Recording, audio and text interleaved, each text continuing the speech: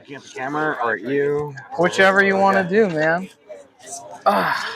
Here we are doing it finally at Awesome. long last. Yeah, dude. Thank you. So first and foremost, just listen to the new record today. Awesome. Again. Fuck yeah. Fucking good. Thank you, man. How many songs did you guys play tonight off of that thing? 2? At least 2. At least 2. So, is it just 2? No, we played 3. Okay. We played, yeah. I was gonna say they sounded like familiar, but like I don't know. How did that like come together? Because you guys have been doing you've been around for a minute. Yeah. You've been doing singles, demos, EPs, the whole deal. So and now it's finally the first album. It's gonna be the first to hear this story outside the band. So it was a long road to get this album. So right before COVID, yes, we had recorded, and what we had recorded what we thought was going to be our album. Yes. 2 of the songs that were in those recordings we re-recorded for the album. Okay. The other 2, it was 4 tracks, but we tried our hand at writing like a really long form song. Yes. And we were all jazzed about it. And then the pandemic hit, and we didn't jam at all. We didn't do anything, so we were just like sitting on these songs. And I went to the studio during the pandemic to finish vocals on a few of them. Yeah. And then we had nothing going on because of the pandemic. So we're like, all right, well, let's just release something that we have. So that our Necrobongacon single, yeah, that's from those sessions. Oh, that actually kind of makes a lot of sense. Yeah, because it sounds like it belongs with those songs a little bit. Right. So we tracked that way back then, and we were like, all right, well, we really like that song. Let's release it. Yeah. But then the long song on the album was like the whole girth of the album, and the more we sat on it, the more we just kind of didn't like it. Like we tried to do something, and we thought it was cool, but then you sit on it enough, and we didn't love it. Yeah. And so we were like, we don't want to release it. Yeah. And then the 2 years later after the pandemic, we got together and we recorded Curse, the song that's on our split with Kronos. And that song was like really different from what we had been doing prior. It is, yeah. And we were like, well, okay, we like this way better than the stuff that was on quote unquote the album. Yes. So we took the 2 other tracks that we did, we re-recorded those and then wrote 4 other new ones, and that's that's the record. That's now. The whole thing. So so some of those songs are as old as like 2018. Wow. The more black metal-y one we played it tonight. The Potion of Instantaneous Putrefaction. That's one of those, and then the final track on the title track, Perversion Pyre, is the other one. Yes.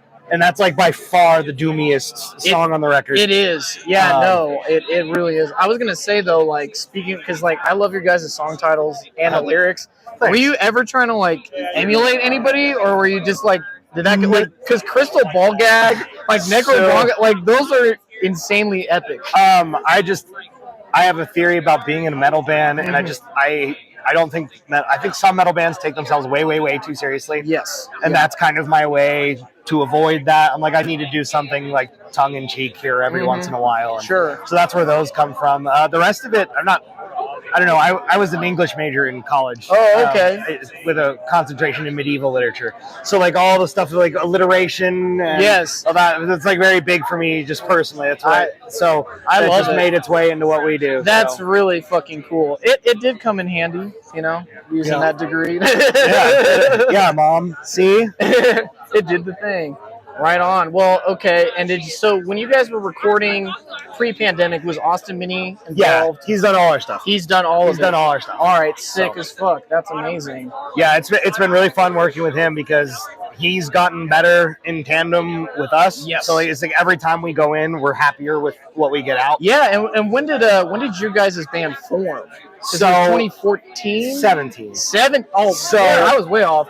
I think Ryan, 2017. That's when we started the band, right? Yeah.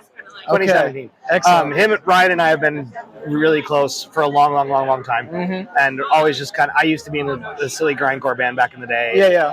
We used to always just talk about doing a band, but talk. Yes. It never went anywhere. Yes. And then we met Corey. Oh, okay. And I liked his old band Bone Rot. They're okay, very just crusty, grindy. Yes. stuff. So got to know Corey a little bit. And I didn't even know if Ryan could actually play bass well or not. Like, he said he did, but I just never heard him. Okay, but I'm like, you're my buddy. So we hooked up with Corey, and the original intent was like, do you know the band like Moss? Like that really, really, really slow. Oh, yes. Yeah. Like very monotonous kind of basement doom. Yes, totally. That was the original intent. Interesting. And we were like, well, maybe we'll do a show if something goes well sometime, but like, we just want to do something. Yeah. Because we had kind of assumed that was the skill level we were at. Like, yeah. We're just going to super slow and funeral. Yeah. So we jammed once, and we didn't have a drummer, and Ian has been in bands forever, but he's been a bassist or a guitar player. He's the first band he's ever played drums in. No way, really? But again, those two are like my best friends in the whole world. So we were just like, hey, you play drums a little bit, right? He's like, yeah, a little bit. We're like, all right, do you think you can do like, funeral doom, slow? He's like, yeah, I can do slow. So that was like really the intent when it started. There was no intent to be super serious about it interesting. But then we just ended up having fun. Awesome. Which is the point. Right. Like, come 7 years later, you guys are doing crazy fucking blast beats and D beat and shit. Right. Crazy. That's good. The influx of all the members now. Yeah. There's a million of us. So. How did you add? Because so you started out with 4, added a drummer. How'd you get your... Well, so it was... The original lineup was just Corey, Ryan, Ian, and I. So one guitar, one bass, just vocals. Okay. So then we, after... Was it after? Yeah, we had recorded our first EP, and then we added Colin, the younger guy in the band, because we're all old farts. But he is the best musician in the band, by the way. So we were jamming with him, and he went in and tracked more guitar parts for that first EP. Like... did a bunch of shows with him, and then he ended up moving. Oh, okay. So you're like, shit, we had gotten used to having 2 guitarists by that point. Yeah. And we liked the way it sounded. So we just started auditioning people, and that's how we came up across Matthew. Nice. I'm like pointing to people off camera that these other people will never see. But that's fine. That's all right. It adds to the vibe. So we added Matthew into the band, and he's way more like death metal oriented guy. Yes. And so Necrobongicon was the first song we wrote with Matthew. Okay. So which is like, because the intro on that song is very slow and doomy, but then it kicks in halfway through. Yes. So we liked what we had going on, and then man, just winds and twists. Yes. So then Ryan had his first baby and couldn't play shows for a bit. So by this time, Colin had moved back.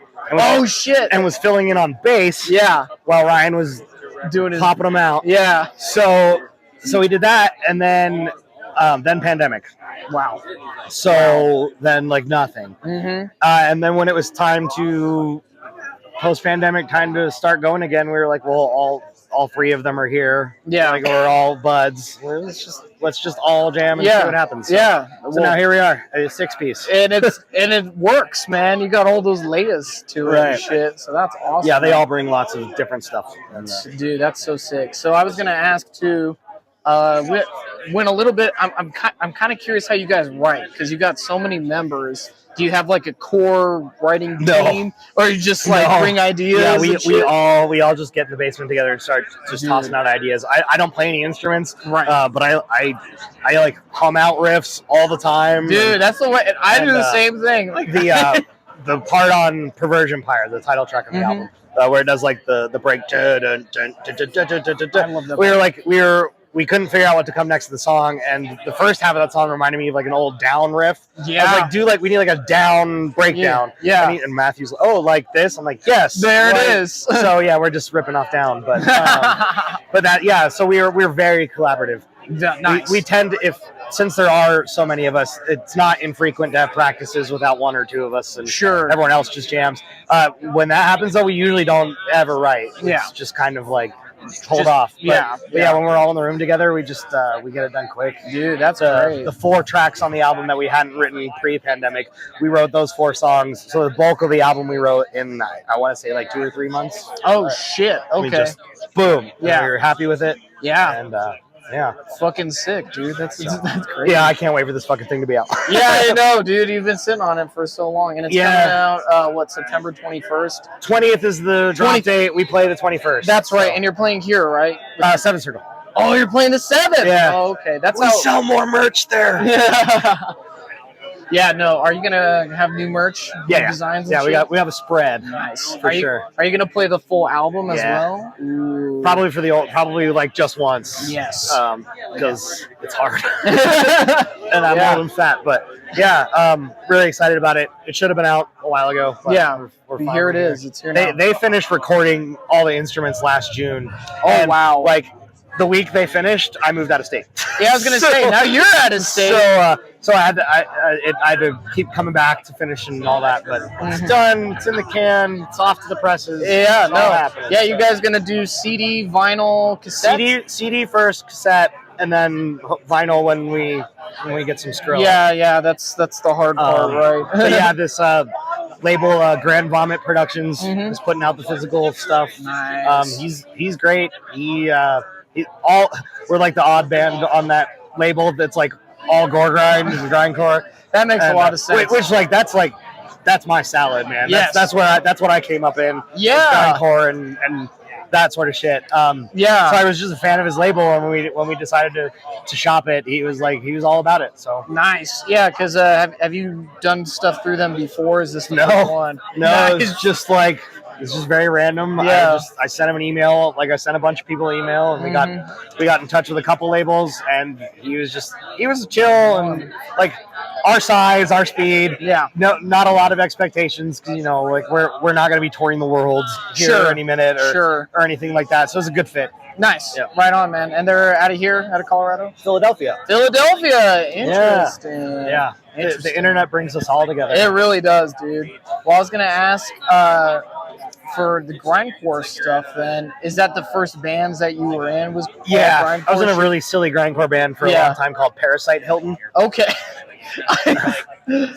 Was that your first band, or did you it was my my first like real band. Yeah. I mean, I jammed in high school with guys or whatever, but nothing ever came of it. But yeah, all the old dudes in Denver will remember that band because we played with all the old grindcore bands. Yes, That's when Denver had grindcore bands.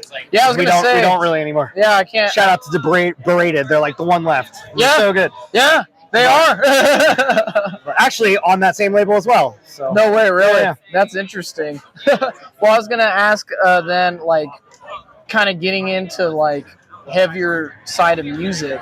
Did you kind of start with grindcore stuff? Yeah, that's when I was a teenager and in my early 20s. Grindcore was like it. There was no other music. It was just grindcore. And then the Doom thing hit me hard. Nice. What was the first Doom band? Was it a live band or something? No, I got a hold of this split by this band, Graves at Sea on one side and Asunder is on the other side. Oh, okay. Yeah. It's one of the best pieces of music ever recorded. But Graves at Sea in particular, that when we started this band, that was like one we always talked about. We're like, we're going to do a Graves at Sea thing. Dude, we weren't good enough at the time. But the main riff on Perversion Pyre is, if you go listen to Graves at Sea, like it's straight Jack and Graves at Sea. But they were a huge influence for us. Nice. At least initially. Yeah, totally. It's kind of gone all over the place. But, but yeah, grindcore was my business. Is that so? Did you just to get your vocal style down? Did you just try to copy that? Yeah. Okay. There's a great grindcore band from New Orleans back in the day called Flesh Parade. Oh, and that was like one of my first, like, I'm gonna do that. Yeah. And so I've kind of come into my own a little bit from that, but they were another really big one for me vocally anyway. Yes. No, I really like your range. Thanks. Quite a bit, especially on the new album. Like every song. Like you got the meat and potatoes kind of the gutturals. But then, dude, your highs are fucking crazy. Thanks, you don't break them out often, but when you do, I'm into it. You gotta pepper it in there. Yeah, no, it's that might be like the biggest problem with death metal at large is just monotonous gutturals. Yeah, I was talking to Elias about that, and I was showing him a Cannibal Corpse song. He's like, "Yeah, dude, I never got into him. I don't like." And I was like, "Dude, check out this." And I showed him Devoured by Vermin. Oh yeah. And he was like, "Dude, what the fuck? Like, if this was my exposure to it, I would have been way more into it." Right. So, yeah. But no, I appreciate it. So it's for sure. Yeah. Well, man, anything else you got going on? You just got that show. Do you have any other shows coming up? Yeah, nothing on the books right now. I think the plan is kind of at least not play Denver for a minute. Yeah. We hit it pretty hard this summer, mostly because we're trying to get the record out. Yes. And so yeah, record September 20th, show September 21st, ready to be done. And take a break for winter, hibernate. But it won't be long though. We've got a bunch of new stuff in the wind already. So the song we opened with today is pretty new. And no shit. Not recorded yet. So yeah, keeping it rolling. Yeah, dude, that's great. Well, I appreciate you sitting down with me, man. Appreciate you, sir. Even though we have odd circumstances, it worked out. It's perfect. Thanks a lot, dude. Yeah, thank you, man. All right.